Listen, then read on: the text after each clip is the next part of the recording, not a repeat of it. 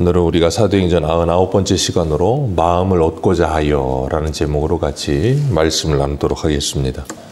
벨릭스는 바울이 아무 죄가 없다는 것을 알았음에도 불구하고 유대인들에게 좋은 인상을 남기기 위해서 바울을 헤롯궁에다 구금해 두었어요. 그리고 거기에서 2년을 지나갑니다. 그 2년을 지나가는 동안에 이 벨릭스가 자기 아내 두루실라와 함께 바울에게 설교를 듣기도 하고 자주 불러서 바울의 말을 들었다 그랬어요. 그런데 그렇게 설교를 듣고 의에 대하여 절제에 대하여 그리고 장차올 심판에 대하여 말씀을 듣고 두려워했다 그랬어요. 그럼에도 불구하고 그 두려움은 벨릭스가 가지고 있는 돈에 대한 집착과 돈에 대한 열망을 이기지 못하지요. 그리고 바울을 자꾸 불러서 돈을 받을까 생각을 했어요. 그런데 바울이 돈을 주지 않는 거예요. 그래서 2년 동안이나 헤롯궁에 이제 가둬둡니다. 그리고 자유는 줬지만 거기에 가택연금 되듯이 가두어져 있었는데 오늘 본문 바로 위에 27절을 보면 이렇게 표현합니다. 이태가 지난 후 부르기오 베스토가 벨릭스의 소임을 이어받으니 벨릭스가 유대인의 마음을 얻고자 하여 바울을 구류하여 두니라. 헤롯궁에 가두어뒀다가 이제는 구류했다는 거예요. 묶어놨다는 거예요. 왜냐하면 유대인들의 마음을 얻고자 하여. 이 총독들은 항상 유대인들의 눈치를 보며 사는 사람들입니다. 왜 그런가 하면 로마로부터 임명을 받아서 와서 이제 다스려야 되지만 중요한 건 뭐냐면 자기들이 다스리는 동안에 이 이스라엘이 아무 문제가 없어야 돼요. 뭔가 문제가 생기면 그것 때문에 총독으로서의 이 어떤 뭐라 그럴까요? 자질의 부족이다. 그래서 황제가 갈아버리면 금방이라도 총독 자리는 바뀌어버리는 겁니다. 이 베스토도 벨릭스 다음으로 온 사람인데 벨릭스가 있을 때 예루살렘에서 폭동이 한번 일어났다 그래요. 그러니까 그것 때문에 로마에서 야 쟤는 안 되겠다. 그래서 베스토로 보내고 이 벨릭스를 로마로 불러들인 거예요. 그리고 나니까 이 베스토가 부임하자마자 오늘 본문 1절에 보면 3일 후에 그랬어요. 부임하고 3일 만에 예루살렘으로 올라갑니다. 이 가이사랴에서 예루살렘까지 100km가 넘는 거리라 그랬잖아요. 당시에 교통수단으로 하면 100km가 어마어마한 거리거든요. 근데 로마에서 가이사랴는 또 더합니다. 2000몇 킬로가 돼요. 그러면 2000몇 킬로가 되는 길을 100km로 와가지고 거기서 3일 만에 다시 예루살렘을 100km를 가는 거예요. 그러니 얼마나 고되겠습니까? 그런데 오자마자 3일 만에 예루살렘으로 가는 이유가 뭐겠어요? 바로 전임자인 벨릭스 때 거기서 소동이 일어나서 벨릭스 대신으로 자기가 왔다는 걸 잘 아니까 이 총독이 가서 뭐 하고 싶으냐면 거기 유대인들의 마음을 좀 이렇게 잘 만져주고 잘 부탁한다고 그러고 싶은 마음에 올라간 거예요. 그랬더니 올라가자마자 2절에 이렇게 됩니다. 2절 같이 읽습니다. 시작.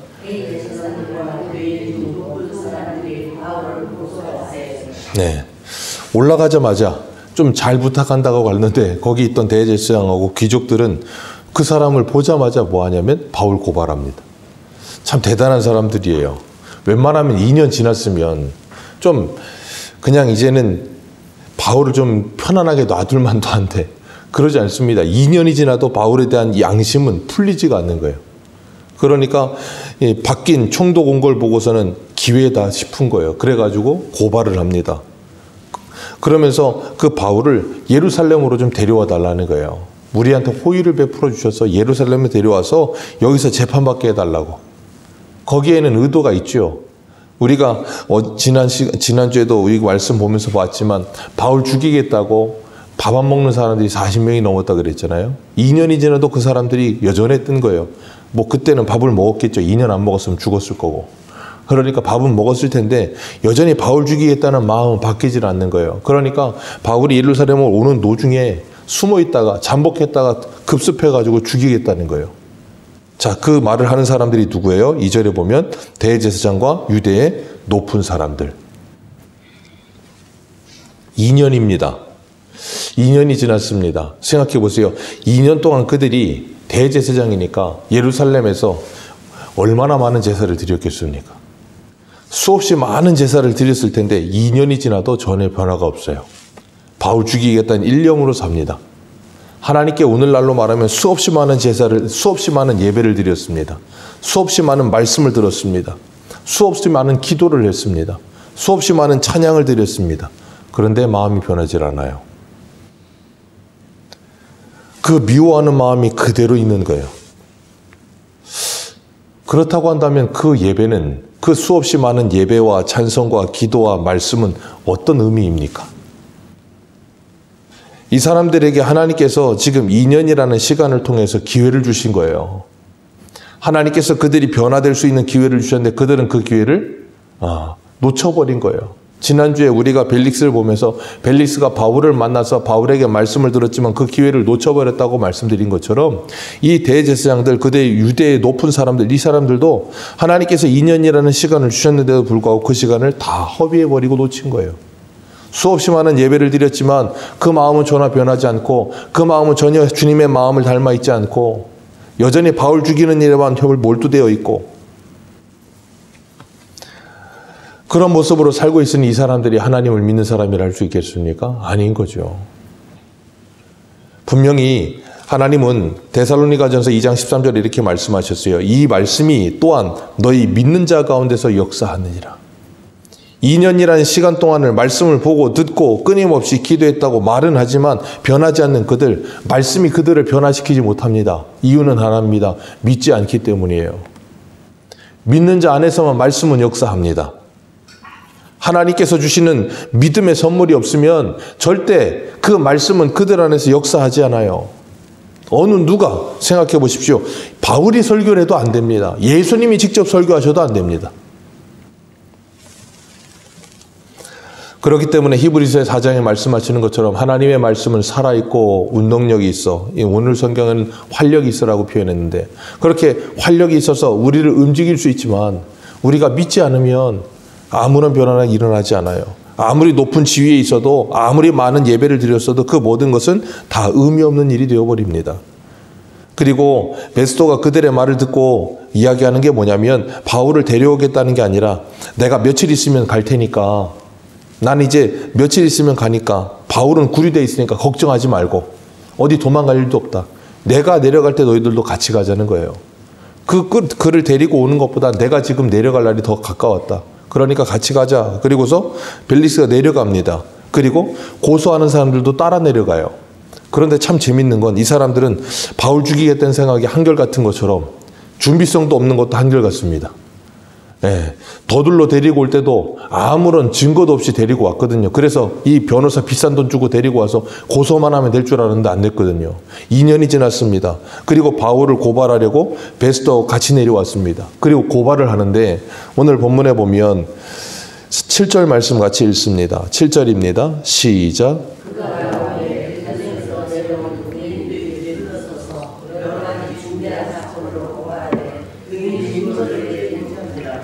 예, 2년이면 없는 증거도 만들 겁니다. 죽이겠다고 눈에 불을 켜고서 이렇게 막 혈안될 거면 없는 증거도 만들어서라도 올 것 같아요. 그런데 2년이 지났는데도 와가지고 고발은 하는데 뭘 하지 못해요? 증거를 하나도 내놓지 못하는 거예요. 2년 전이나 지금이나 변한 게 없어요. 사람이 참 한결같아요.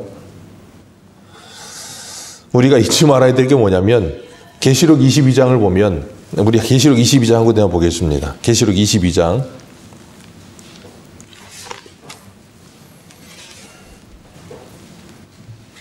계시록 22장 10절과 11절입니다.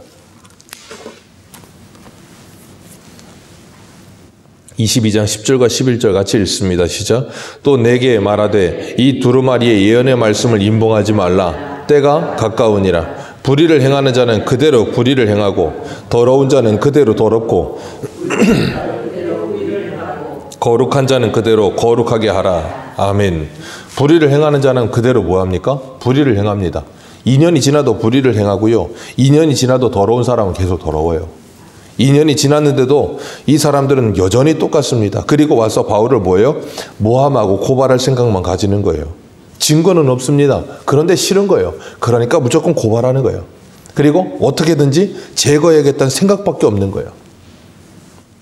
그런데 바울이 거기서 변명하는 게 뭐였어요? 유대인의 율법이나 성전이나 가이사에게 내가 도무지 죄를 범한 일이 없다는 거예요.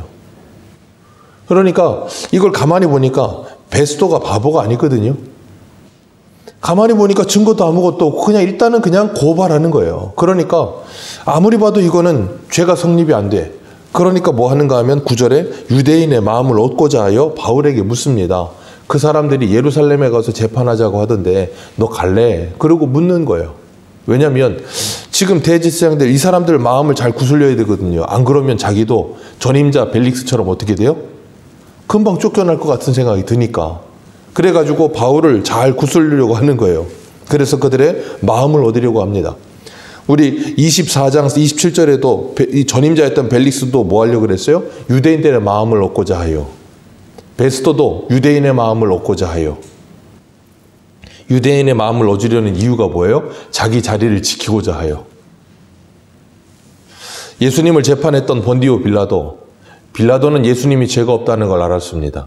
그래서 여러 번 놓으려고 했지만 놓아지질 않았어요. 마가복음 15장 10절을 보면 대제사장들이 시기로 예수를 넘겨준 줄 알았다 그랬어요.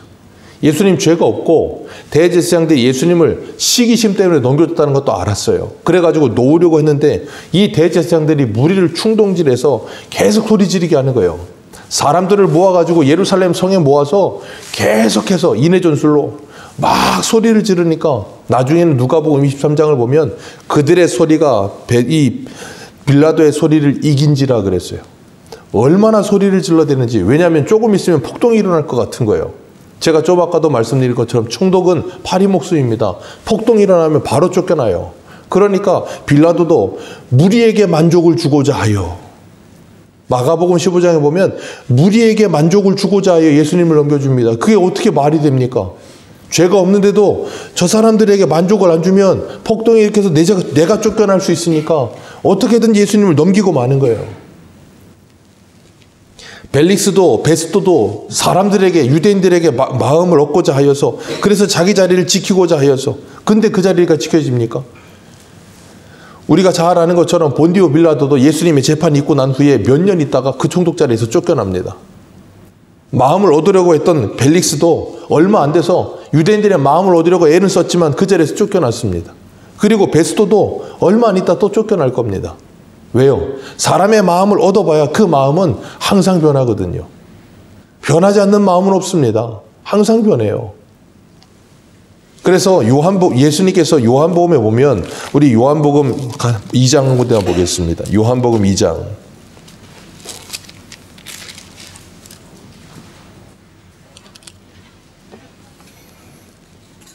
요한복음 2장 23절.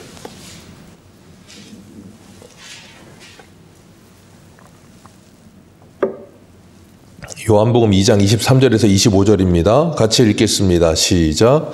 6월절에 예수께서 예루살렘에 계시니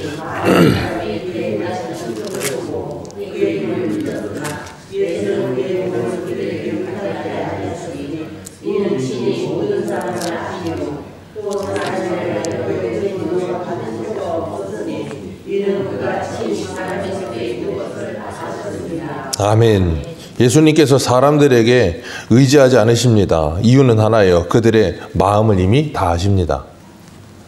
예레미야는 예레미야 17장에 9절에 이렇게 말하죠. 만물보다 거짓되고 부패한 것이 사람의 마음이라.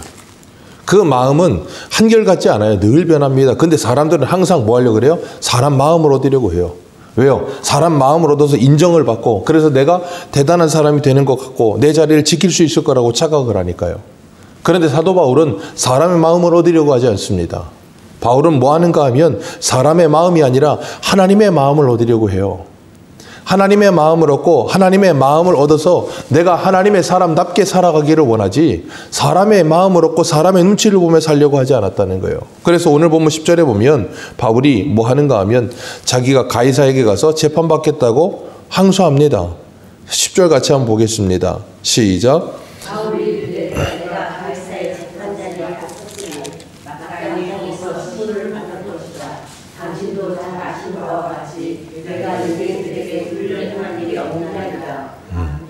베스도 당신도 알 겁니다. 내가 유대인에게 잘못한 거 없다는 거. 만약에 내가 잘못한 게 있다면 내가 죽을 죄 졌으면 여기서 죽겠습니다.